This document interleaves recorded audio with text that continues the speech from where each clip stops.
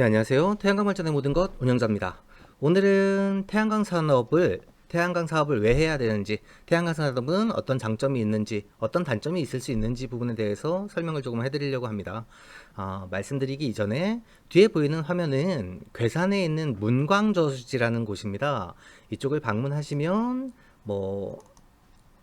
단풍놀이가 지금 한창이죠. 예쁜 사진들 찍을 수 있으시고 가족들과 한 번쯤 방문해 보기 좋으실 것 같습니다. 충북 괴산에 위치하고 있다 보니까 접근성도 좋고요.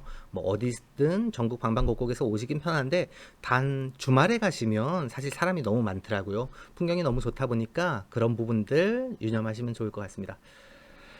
태양광 산업 왜 해야 될까요? 왜 해야 되고 어떤 사람이 하면 좋을까요? 저 같은 경우는 땅에 관심이 많았습니다. 어차피 저는 이제 태양광 산업에 대해서 희망을 가지고 들어온 사람인데, 그것 말고도 남의 발전소만 계속 건설을 해주다 보니까 저는 현장에서 일을 하던 사람이다 보니 내 발전소를 갖고 싶은 욕심이 컸죠. 그래서 처음에 내 발전소 해남에 있는 발전소 땅을 경매로 사면서 발전소를 짓기 시작했는데, 저 같은 사람한테는 맞습니다. 어차피 땅을 살 거고, 토지에 대해서 투자를 할 거고, 경매 공매를 통해서 자그마한 돈이 되는 만큼 그냥 토지를 사는데, 그 토지를 놀리는 것보다 그쪽에 개발을 해서 발전소를 지어 놓으면 15년, 20년 동안 꾸준히 작은 수익이지만 날 수 있다라는 개념을 봤을 때 저 같은 사람한테는 괜찮은 거고, 또한 태양광 발전소는 한번 지어 놓고 나면 한 달에 한두 번씩 세금 계산서만 발행을 하면 됩니다. 그러다 보니까 꾸준하게 유지 관리할 필요가 없겠죠. 사업하시는 분들 중에 제가 건물 매입을 적극적으로 하시는 분을 만나뵌 적이 있는데요. 그분이 그러시더라고요. 90년대에 건물을 짓거나 건물을 사면 원금 회수하는데 5년 안에 끝났다. 그런데 태양광 7년, 10년 걸린다면 이건 나한테 메리트 있는 사업이 아니다라고 얘기를 하시더라고요. 그때도 제가 그렇게 말씀을 드렸습니다. 그렇게 판단이 되신다면 이 사업은 하지 마십시오. 사실 토지 비용과 개발 비용을 포함하면 IRR 기준으로 수익률이 한 7%, 8%대 정도 되는 사업이 태양광 사업입니다. 엄청나게 고수익을 가져오는 사업도 아니고, 또 토지에 대해서 저 같은 경우는 토지에 대한 미래 가치들을 많이 생각을 하는데, 그렇기 때문에 개발이 유효한 곳들, 땅값이 오를 만한 곳들을, 아니면 토지의 지목 변경이 안 되는 데들을 개발을 행위를 할 수 있다라는 개념들을 가지고 들어간다면 그것도 좋은 거겠지만, 산꼭대기 중턱에 내 땅 하나 300평 400평 발전소 하나 잡종지로 되어 있다라고 해서 돈이 그만큼 엄청나게 오르지를 않습니다. 그러다 보니까 그런 메리트도 없고요. 제가 매매를 하다 보니까 판매하시는 분들이 많이 계시겠죠. 많은 분들이 물어보시는 게 그겁니다. 태양광 발전소를 왜 팔아요? 돈이 되는데? 그렇죠. 돈이 되는데 왜 파는지가 제일 중요하시죠. 그런데 제가 통계적으로 봤더니 60이 안 넘으신 분들은 어, 목돈을 넣어놓고 푼돈을 가져오는 시스템이지 않습니까? 여기에 대한 실증을 느끼는 경우들이 되게 많습니다. 2억을 넣어놓고 한 달에 200만 원씩 가져온다? 2억을 투자를 해놓고 한 달에 230만 원씩 가져온다? 그러면 한 번에 2억을 가져가는 게 더 낫지 않나라는 생각을 하시는 경우들이 많습니다.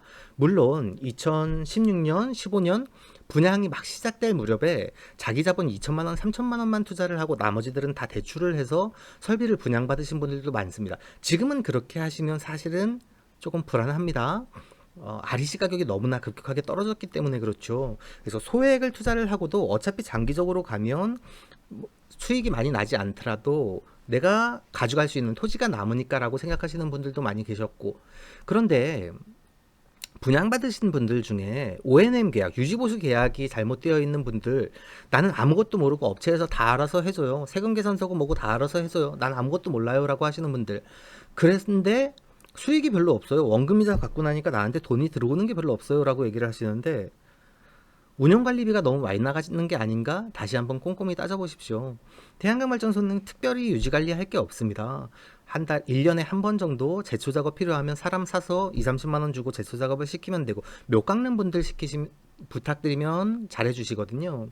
그게 아니고는 한 달에 한 번씩 세금 계산서 발행하는 정도, REC 장기거래 계약이 어떻게 되어 있는지에 따라 틀리지만, 그런데 그런 것들을 전부 다 위임을 해놓고 15만 원, 20만 원 관리비가 나가면 원금 이자 나가고 관리비 나가고 유지보수비 나가고 인터넷 비용 나가고 안전관리비 별도로 나가고 하다 보면 수익이 없는 경우들이 많습니다. 태양광 발전 사업의 가장 큰 장점은 발전소가 내가 움직이지 않는 데에서도 계속 운영을 하고 있고 적은 돈이지만 돈을 꾸준히 벌어들 수 있다는 거에 있습니다. 그렇기 때문에 제가 시설이 잘 못 되어 있는 것들, 고장이 날 염려가 있는 것들, 태풍이 불면 위험한 것들은 투자를 하지 마시라고 말씀을 드리는 게 안정적으로 20년을 갈 수 있는 투자가 되어야 된다라고 생각하기 때문입니다. 전월세, 월세에 투자를 했다. 월세방을 내가 아파트를 사가지고 준다, 상가를 준다라고 생각을 해도 뭐 등이 나간다던가 보일러가 고장이 난다던가 현관이 고장났으니까 고쳐주세요라는 것들이 많이 있지 않습니까? 태양광 발전소는 사실 그런 게 많지가 않습니다. 그런데 또한 5년이 지나면 발전소도 고장이 날 수가 있겠죠. 인버터에 문제가 생기거나 접속반에 문제가 생기거나. 사실 민간 이쪽 일을 잘 모르시는 분들이 태양광 발전소에 문제가 발생했을 때 현장에 가서 어느 게 문제다, 어떤 것들을 어떻게 고쳐야 된다라고 아시는 분들, 알 수 있는 만한 분들이 많지가 않습니다. 안전관리자들이 현장에 있지만 외주 안전관리를 주지만 그분들조차도 제대로 시스템을 파악하고 있는 경우는 많지 않습니다. 그러다 보니 5년, 10년이 지나면 유지보수 비용도 계속 나가고 남을 사용한다라는 건 비용이 계속 발생을 할 수 있겠죠. 그래서 그런 것들을 최소화할 수 있는 방안에 대해서 관리비들을 최소화하고 시공비를 최소화해서 안정적으로 적은 매출이나마 안정적으로 유지해 갈 수 있는 부분들을 권해드리려고 하고 있는 겁니다. 무조건적으로 태양광 발전 사업에 대해서는 돈이 많이 번다, 수익률이 높다. 지금은 대출을 활용을 하셔도 안 좋습니다. 대출을 해서 무리하게 대출을 끌고 들어가시면 REC 수익이 S&P나 REC 매출이 너무 낮아졌다 보니까 조심하셔야 되는 부분들이 있고요. 조금 안정적으로 내가 움직이지 않아도 발전소가 운영이 된다라는 장점을 가지고 가시는 게 좋지, 그게 아니고 단기적인 목적으로 이게 정말 괜찮다더라 하고 그냥 뛰어들으셔서는 사실은 후회하시는 경우들도 많이 있고 금방 손절해서 판매하시는 경우들도 많이 있습니다.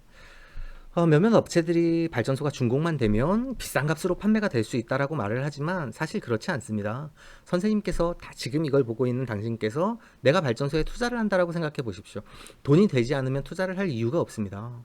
지금 REC 계약이 되어 있지 않은 것들, S&P가 너무 낮아져서 수익률이 떨어지는 것들, 시설이 제대로 안 돼 있는 것들, 발전량이 3.8시간 이상 안 나오는 것들, 상중턱에 있는 것들, 도로 확보 제대로 안 된 것들 판매되지 않습니다.